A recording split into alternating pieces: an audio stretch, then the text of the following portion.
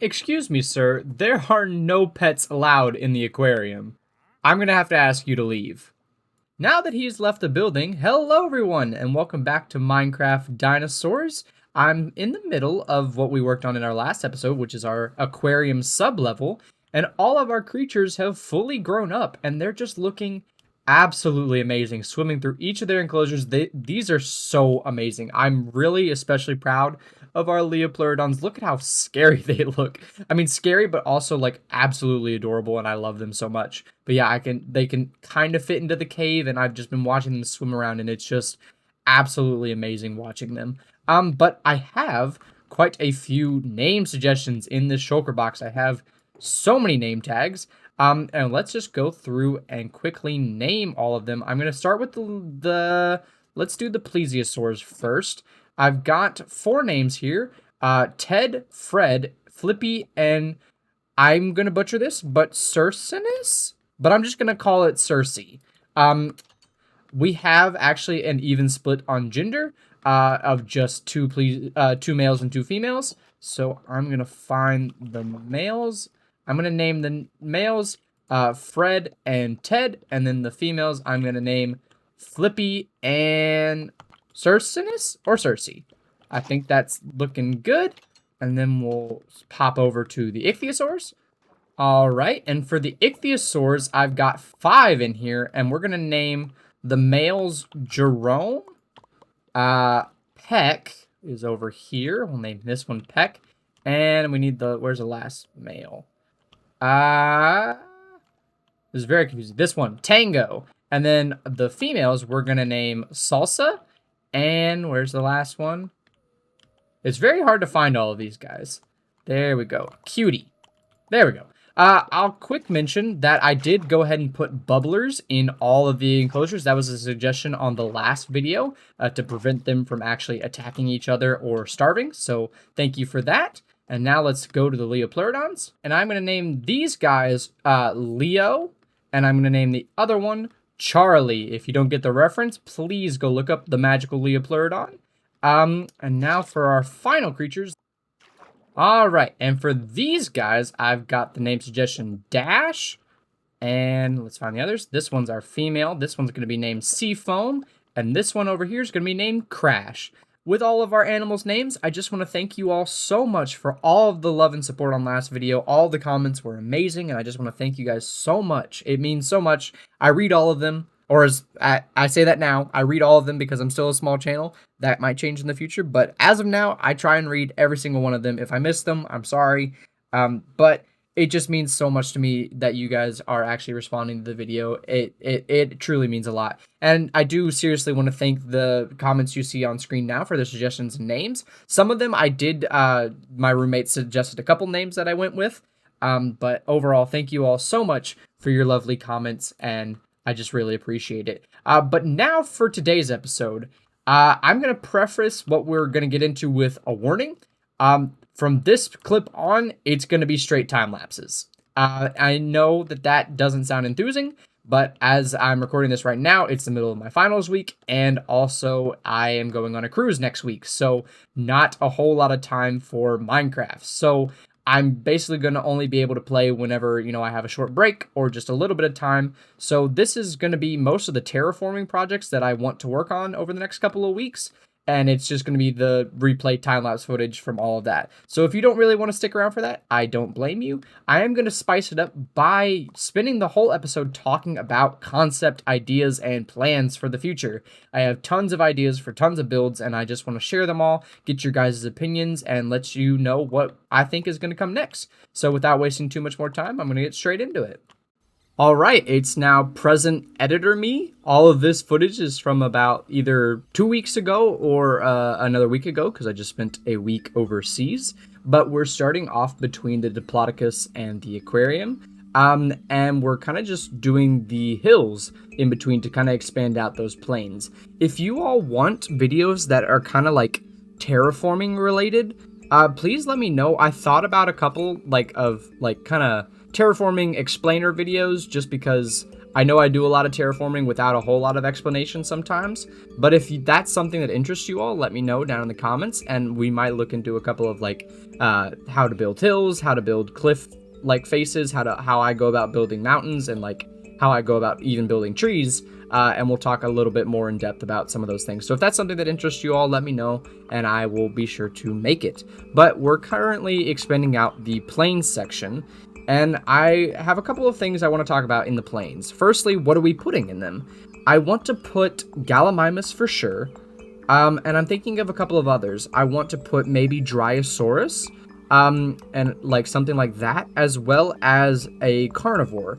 I can't decide what carnivore, maybe Ceratosaurus, but I don't know if he fits in the like plains area. If there's another one in the mod that I'm like forgetting at the moment that you guys think really deserves to be in the plains area, let me know and we'll kind of incorporate them, and we'll figure something out. But I also need to find out a way to transition out of the plains, not out of the plains, but into the aquarium. Because the aquarium is meant to feel more tropical, more almost like on something you would see down in like Florida or something, I would say it's got to transition into something a little more tropical, a little more like along the equator. I actually, because I live in the Midwest, I had to drive through Georgia and Florida to board my cruise. So I got to see tons of different like trees and foliage that I'm not really used to, and it was really, really cool seeing all these things, like trees covered in Spanish moss, but also I noticed that they were very airy, like they had a lot of open gaps. Like in the Midwest, we kind of have trees that are just like full on, there's a tree there, there's no mistaking, it's just a full blob of green. But like down there was a lot more like muted greens, as well as just like it was a lot airier, so you got a whole like a really, really cool shape. And that's something I've kind of been thinking about, like transitioning into the aquarium, kind of along this cliff that you see me building now. I kind of want to like back the whole plains biome up with this kind of tropical like foliage border. I don't know if I'll be able to execute it well. I've got probably a couple of examples on screen now of the ideas I've come up with since I'm recording this. If they're any good, I might run with them. If you guys have any suggestions, please let me know, and I'll try and figure out something. It's really difficult in this version of Minecraft. I really, really wish we had pale moss from the newest versions, as well as mangrove stuff, like the roots would be really helpful. But sadly, we don't have those. So I'm going to have to figure out just different ways that I can make it work in this version. Or install a backport mod, which I kind of don't want to do because I'm worried that it will break my game for some reason. But overall, that's kind of what I'm thinking, like along this like whole like cliff face that I'm kind of working on. Just something that'll kind of transition into kind of this area almost, where there's this river behind the Allosaur enclosure. That's kind of what I want to convert into wetland swamp area. That's like not directly on the Allosaurus. I want there to be plenty of plains on that side, but I want that river to kind of work into a kind of swampland area beside the Megalodon enclosure.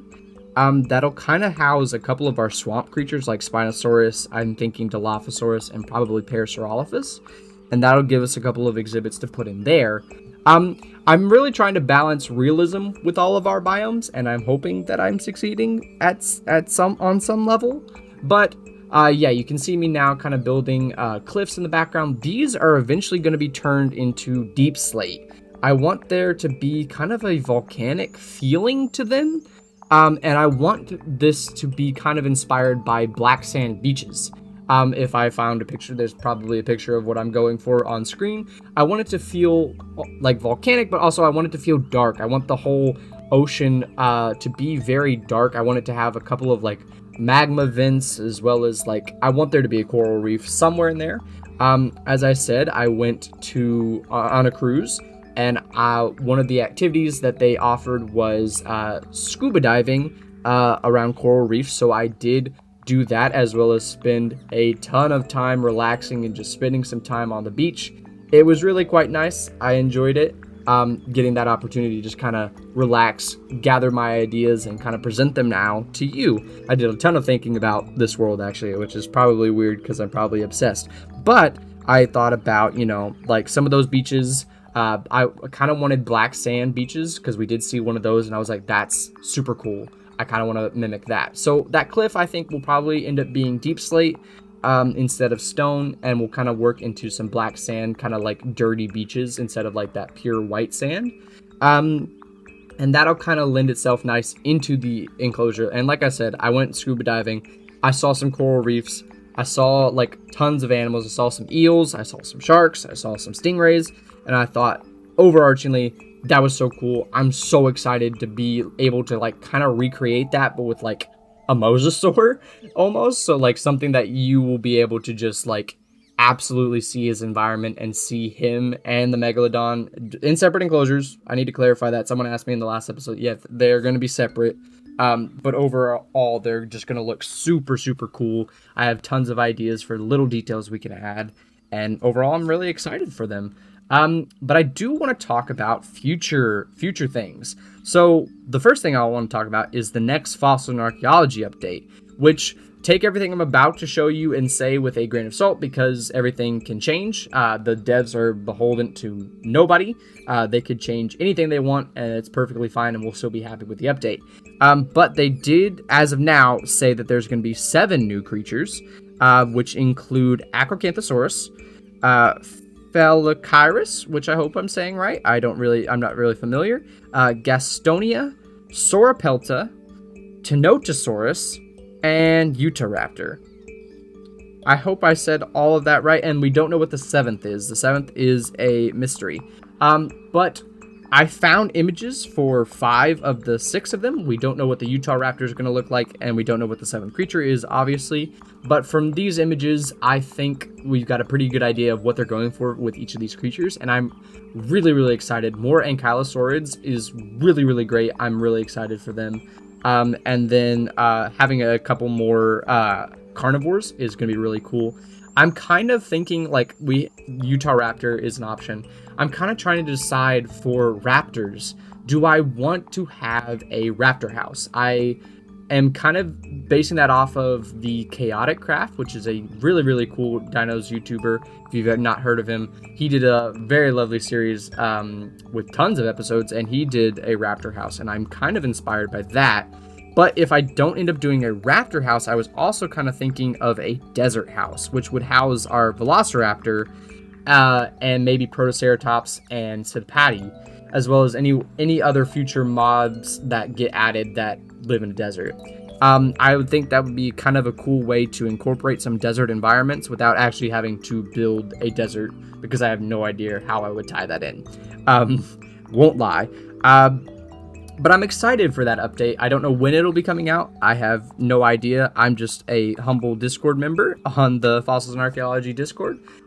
So I just kind of see whatever updates they put out. So those creatures will be coming, but it does kind of remind me that all of the mod is consistently updating. Not consistently, like, every month, but like it's receiving updates, and will continue to receive updates and get new creatures, get more things, different textures, all these things. So future proofing is very important. We kind of talked about that with the aquarium last episode, but it's kind of made my job hard, because since we're doing a long running series, we're going to get new creatures that will, if I do too many buildings, they're really going to mess up the buildings. So that's why I'm kind of thinking more of a desert house than a raptor house, because I have no idea how many raptors they're going to put in. I can kind of future proof for deserts, because I don't know, like I can just build a desert and have that in the building, as opposed to having a specific enclosure for each of these like specific raptors.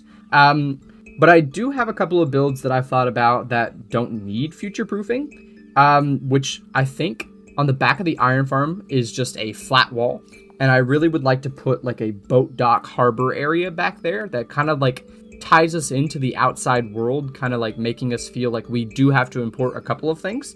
And I think that'll be a good excuse to finish up that section of river. Today, you'll see in a minute, I do the section from where I'm working right now over to about the food factory bridge area, a little bit past that, but that's the area I focused on and got mostly done. But so I think that'll be a good excuse in a video to work on that section of river, as well as building out that harbor to kind of give us, one, a back to the iron farm, and 2, more world building almost. I also, in the area you kind of see off to the right there with that tent, is kind of where I want to put an amber mine, kind of inspired by the opening to Jurassic Park. Not the first opening, but like there's a segment where they go through an amber mine.